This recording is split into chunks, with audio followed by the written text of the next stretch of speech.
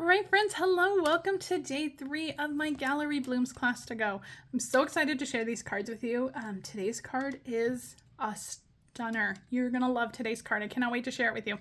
To get this class to go for free, to get the supplies to make these cards yourself, all you need to do is place a $50 order before tax and shipping in my online store, and I will send you all the supplies to make these cards. I have bonuses at $100 and $150. If you want to learn more about how to get the class to go for free with those higher thresholds, you can check out the video description. I have all the details there, as well as on my blog, and I go over them in more detail in video number 1, so you can check back in video 1. So when using the Gallery Blooms, you will need this bundle to create your cards, and I won't die cut anything that comes in the bundle. Pieces that are outside the bundle I will die cut for you, but anything from the bundle you will need to provide. I also won't do any stamping for you. That is your job. All right, there are no greetings for this stamp set, so I am bringing in the Unbounded Love Stamp Set for the greetings. I love these greetings. They work for so many different occasions, so this is one we're using. You're welcome to use any greetings you have. All right, day 1, we made this beautiful, rich, bold card. On day 2, we made this stunning card with pink and orange flowers. And today we are doing some watercoloring. We are going to make this beautiful sympathy card. Now, I know that we all need sympathy cards, but nobody likes to make them. Now, you can turn this into a birthday card, whatever you want, but I just love the background on this. And so we are going to turn this into a sympathy card. So we are actually going to start with the background on this, because that part needs to really to dry. I guess I was gonna say set up, but it needs to dry. So you're going to receive a piece of watercolor paper. Now, watercolor paper is different than our basic white paper. It is it's a lot thicker. It can withstand the water. If you try to do this with our basic white paper, your paper is excuse me, it's going to really curl, and you're not going to get the same look you want. We're going to use 3 different colors here. We're going to use Basic Beige, Petal Pink, and Calypso Coral. I am using this big block. This is the E block. If you have this one. Otherwise, you'll need a block that is about 3 1/4 by 4 1/4. And I have a piece of watercolor paper, let me check that, which is 4 3/4 by 3 1/2. All the measurements are going to be listed in the video description below. But this is just about the size of our watercolor paper. Okay, so we're going to set this aside for just a second. We're going to ink up our block first. So I'm actually going to start with my Petal Pink, because this one's going to go in the middle. And so I'm going to press it right down onto the ink pad. I'm going to try to keep it in the middle, but if I go off to one side, that's okay. But I'm going to press lots of ink down into the middle there, and I'm not sure if you can see. So lots of ink. Okay, that's Petal Pink. I'm going to close that up. We're going to bring in Calypso Coral, and we're going to kind of pounce that along the bottom of it. Just like that. Calypso Coral is going to be our darkest color, and it's going to want to overpower everything. So just a little bit of the Calypso Coral. And then on the other side, we're going to do Basic Beige. Now, it's okay if these colors kind of overlap that Petal Pink. Your ink pads will be fine. Petal Pink is a much lighter color, so nothing will transfer over. All right, I'm going to grab a piece of scratch paper now. I'm going to move this out of the way. And I'm going to bring in some scratch paper. You can also do this on like a piece of chipboard or something. That'll work too. I'm going to move this piece out of the way. I'm going to spray my paper. I have my Stampin' spritzer here. These are such a good deal. I think you get 2 to a package. I think they're like $3 or $4. Mine is just filled with water. I'm just going to give my watercolor paper just a little spritz. I'm not getting it soaking wet. I just want it to be a little damp, and that's going to help the colors blend more. All right, now comes the scary part. Now you're just going to have to be brave. We're going to spray this, and then I'm going to flip this and put it on my paper. And just make sure your paper is damp so everything moves. So I'm going to spray this, and you don't want to let it like sit, because the longer that water sits on there, the more it's just going to like drip off. So we're just going to flip it over, and you're just going to put it on your paper just like that. And you can already see those colors really blending out. Isn't that gorgeous? Now, I don't do a lot of watercoloring. Watercoloring is not my comfort zone, so it's not something that I do very often. So we're going to give this a second, and I'm going to carefully lift this up, and let me grab some baby wipes, or you can do a towel. Oh, I don't have any baby wipes. Okay, well, Hopefully this won't make a huge mess. I didn't grab a towel before the video started, so hopefully this doesn't make a huge mess, but you want to have something that you can put your block on. Now, when I'm done with this video, I'll just go run this block under some water, and you can use Dawn dish soap and just clean it right up and it'll be fine. So I'm just going to lift this up. You don't want to leave it on there to dry. And then, since I don't have any towels or anything, we'll just try to soak up any of this with my grid paper and it'll be fine. But we're going to let this dry. So isn't that gorgeous though? And you're going to end up with this beautiful background. So I'm going to set this aside. We're going to come back to this. We're going to let this dry. And let's get to the rest of our card. We'll bring this part back in. It's a gorgeous card though, right? And that background is stunning.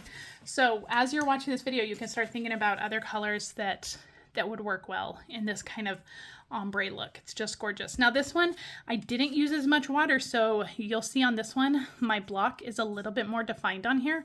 So I have that rectangle shape, whereas the one I just did, it's kind of the ink is spreading all over the whole sheet. So we'll compare at the end and you can tell me which ones you like better. Okay, so we do have to do a little bit of stamping and we're gonna finish coloring our flower. So let's do some stamping. So I'm gonna pull out my Mossy Meadow ink. And I'm going to keep this one a sympathy card. I'm going to do with sympathy. I'm not going to go all the way to the right side. I want to tear that edge, so I'm just going to kind of do it right in the middle. Just like that. These fonts are so gorgeous in this stamp set. If you don't have this one, make sure this is one you add to your list. Okay, let's color our flower. I'm going to need, I didn't get my blends out, so let's get them out. I'm going to need Petal Pink, Calypso Coral, and Mossy Meadow. Okay, let's start with our leaves. The leaves we're going to do the exact same way we did in day one. This is the same flower stamp we're doing in day one, so I'm just adding just a little bit of the dark to the leaf. I mean, the leaves are not what people are going to notice. Nobody's going to get a card and say, your leaf coloring was so pretty. No, they're going to see the whole thing and they're going to say, it was just gorgeous. Okay. So that is the Mossy Meadow. You can use Old Olive. You can use any green. I like the earthy tone of the Old Olive or the Mossy Meadow. All right, we're going to color this. I'm going to start with my dark Calypso Coral. Now I will warn you that my Calypso Coral markers, especially my light, is running out. So I hope that it has enough juice to do this. I just placed an order to get some more Calypso Coral markers, but hopefully we'll be able to make it through the video. Calypso Coral is one of those that I use a ton. All right, so I'm just adding some dark to petals that are overlapping. Anywhere that the artist has told me there needs to be some dark, that's where I'm adding my dark Calypso Coral. All right, my light Calypso Coral. We're gonna color this pretty similar to what we did in day one. I'm not gonna go all the way to the top with my light Calypso Coral. We're going to come in and finish it off with some Petal Pink. So I'm just going to just kind of blend this out. I can feel my marker. I'm having to press really hard, and that's why you're getting that squeaky noise, because I'm having to press really, really hard to make sure I'm getting enough juice out of this light Calypso Coral.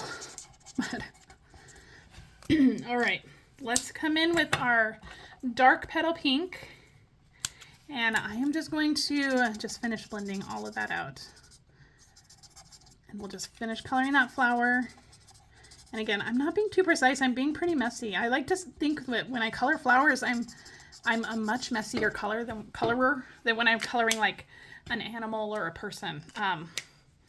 I think the flowers give you a little bit more freedom to be a little bit messier. I mean, they're not precise and exact in nature, so you don't have to be precise and exact when coloring. So, but they all turn out just so gorgeous. Isn't that beautiful? Just gorgeous.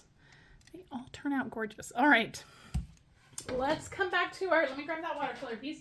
Hopefully it is mostly dry. Now, if you need to, you can always use a heat tool to speed this up. It is still actually pretty wet. So I am going to grab my heat tool and let's just speed this up because the adhesive will not stick to it if it is wet. So let's just dry this up.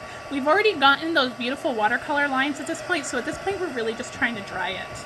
It's not going to move. It's not going to move the ink around and change the image. Right now, we're just drying it.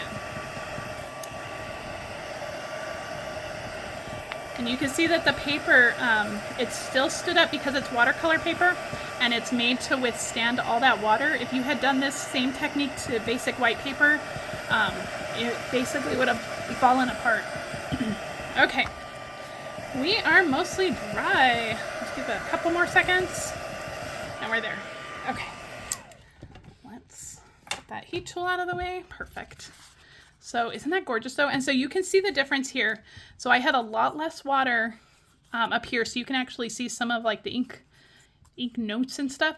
So you play around with this. If you have watercolor paper, you'll be in your kit, you'll get a piece of watercolor paper. But if you have watercolor paper that you want to play around with this technique a little bit to see what kind of look you like the best, you can absolutely do that. So you can see the difference in this. This one was very saturated with water, so the ink really blended out. This one had less water on it, so the ink did not blend as much, especially in that basic beige area. But both stunning. You can't go wrong with either of them for sure.